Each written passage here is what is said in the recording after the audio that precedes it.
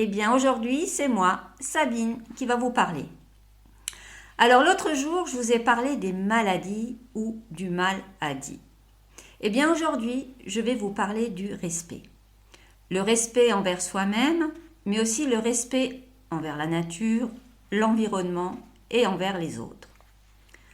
Nous avons tous un rôle à jouer et nous devons tous, chaque être humain sur Terre, respecter la nature, l'environnement dans lequel nous vivons. Respecter les autres, leurs choix, leur façon d'être ou leurs idées, mais aussi nous respecter nous. Claude et moi-même avons beaucoup voyagé à travers le monde.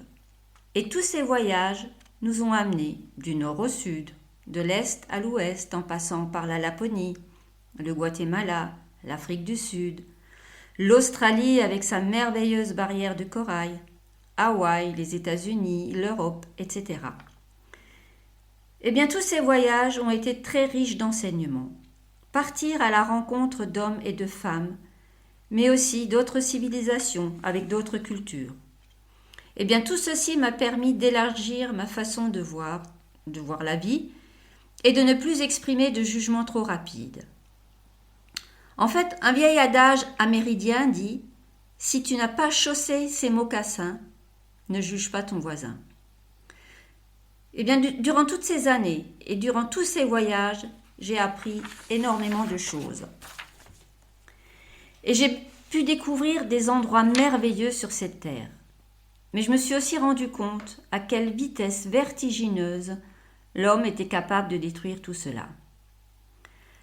La terre est capable de nous donner des aliments magnifiques, de la nourriture à profusion, regorgeant de vitamines, de minéraux ou même d'oligo-éléments. Et en fait, on se rend compte que tous ces aliments qu'on achète en magasin ou même au marché sont irradiés, pleins de pesticides et n'ont plus aucune valeur énergétique. Eh bien, pourquoi ? À cause de toutes ces cultures intensives, ces pesticides, et qu'il faut toujours produire plus et encore plus. Tout ça pourquoi ? Eh bien, tout simplement pour du profit. Et on se rend compte en fait qu'on mange pour remplir son estomac, pour une satiété estomacale, mais en fait on ne se nourrit plus correctement. En fait, les aliments que nous achetons, ce sont des aliments morts. Ils n'ont plus aucune valeur. Alors comment voulez-vous être en pleine forme, avoir de la vitalité si vous vous nourrissez d'aliments morts que ensuite vous allez réchauffer dans un four à micro-ondes? Mais bon, ça c'est encore un autre sujet. Alors tous ces produits, au lieu de favoriser une bonne croissance harmonieuse de l'organisme, engendrent de nombreuses maladies et dégénérescences. Je vous rappelle ici qu'au début du siècle, un homme illustre, que je n'ai malheureusement pas eu l'occasion de rencontrer, mais qui m'a suivi toute mon enfance, car on en parlait beaucoup à la maison, et surtout dans ma famille, car je suis en fait originaire d'Alsace et qu'on habitait pas loin de ce personnage.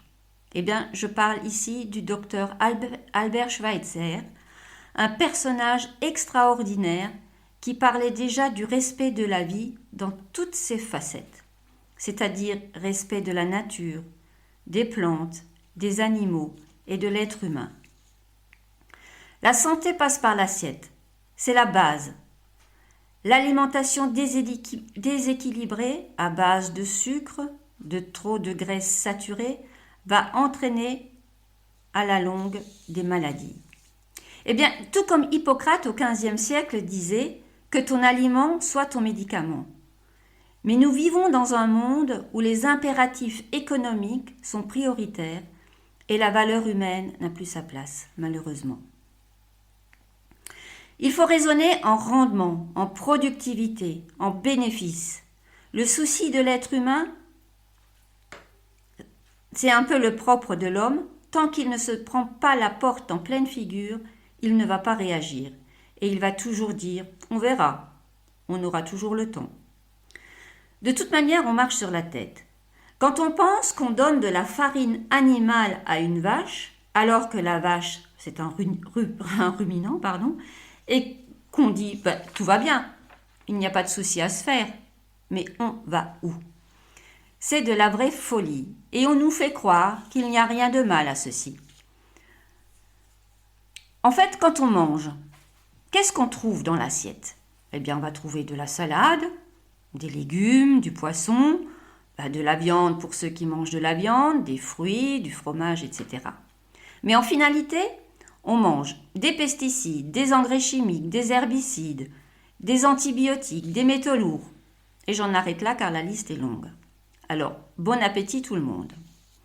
Alors, je ne veux pas être défaitiste, mais il est temps de réaliser qu'on ne peut plus continuer ainsi. Il est temps de changer, car là, on va se prendre le mur. Il faut changer notre manière de penser, d'agir, changer nos habitudes de tous les jours et être responsable. Sortir un peu de notre zone de confort, qui peut-être au début peut paraître un peu contraignante, mais c'est que pour un mieux, pour aller mieux par après. Donc, au début, je vous disais que nous devons respecter la nature, mais nous devons déjà commencer à nous respecter nous-mêmes. Après tout, nous amenons bien notre voiture au garage pour faire les vidanges et les révisions, alors pourquoi ne prenons-nous pas soin de notre véhicule, notre corps, qui est fait pour durer 120 ans? Mais malheureusement, avec nos mauvaises habitudes alimentaires, nous amenons notre espérance de vie à 80-90 ans malgré tous les progrès de la médecine. Mais souvent, nous arrivons à ces âges en étant alités et en n'ayant plus toutes nos capacités physiques et psychiques. Le but, c'est de vivre le plus longtemps possible avec toutes nos capacités, c'est-à-dire vivre jusqu'au bout et non survivre. Dans le monde où l'on respire de l'air de plus en plus pollué, où l'on ne prend pas le temps de méditer, de faire des exercices, il est important de bien s'alimenter et de bien choisir ces aliments dénués de tout pesticide et substances chimiques. C'est déjà un début de respect envers la nature et de veiller sur son environnement. Ensuite, se respecter, c'est aussi prendre du temps pour soi, se faire des massages, prendre des bains, mais aussi de la méditation. Là aussi, je pourrais faire un prochain podcast sur la méditation si vous le souhaitez. Mais c'est bien aussi d'utiliser l'énergie des pierres. En fait, il est important de garder un bon équilibre entre le corps et l'esprit. Mais nous sommes malheureusement souvent confrontés aux énergies contraires qui s'affrontent entre le bien et le mal. Mais nous sommes libres de choisir le chemin que nous voulons prendre. Il y a cette loi du libre arbitre. Si nous voulons nous prendre le mur, eh bien c'est notre choix. Mais si nous avons décidé autrement, l'univers est généreux avec nous. Mais il faut être à l'écoute. Mais là aussi, malheureusement, nous ne voyons pas toujours tous les signes, car trop pris dans notre routine de tous les jours, boulot, dodo, métro. Donc, petite parenthèse, cette pandémie que nous subissons actuellement, c'est peut-être qu'un mal qui nous veut du bien. Là aussi, je n'irai pas plus loin à ce sujet aujourd'hui. C'est nous qui tenons le gouvernail de notre vie. C'est donc à nous de nous amener là où nous voulons. Une vie harmonieuse repose sur l'ordre et l'équilibre. Le désordre, aussi bien à l'intérieur qu'à l'extérieur, apporte le chaos. Il faut arriver à l'harmonie et l'équilibre entre l'environnement, le corps et l'esprit. Donc pour cela, il faut savoir ce que j'ai et ce que je ne veux plus. Et pour cela, je vous invite à écouter les différents podcasts de Claude où il en parle. Et là aussi, je vous rappelle que bientôt, il y aura une formation qui va sortir pour connaître sa situation actuelle et déterminer sa situation idéale. Je vais finir avec une citation de Francis Thompson qui dit « Toute chose, par un pouvoir immortel, de près ou de loin, de manière secrète, les unes aux autres sont reliées, si bien que tu ne peux cueillir une fleur sans troubler une étoile. » Et je vous dis à bientôt.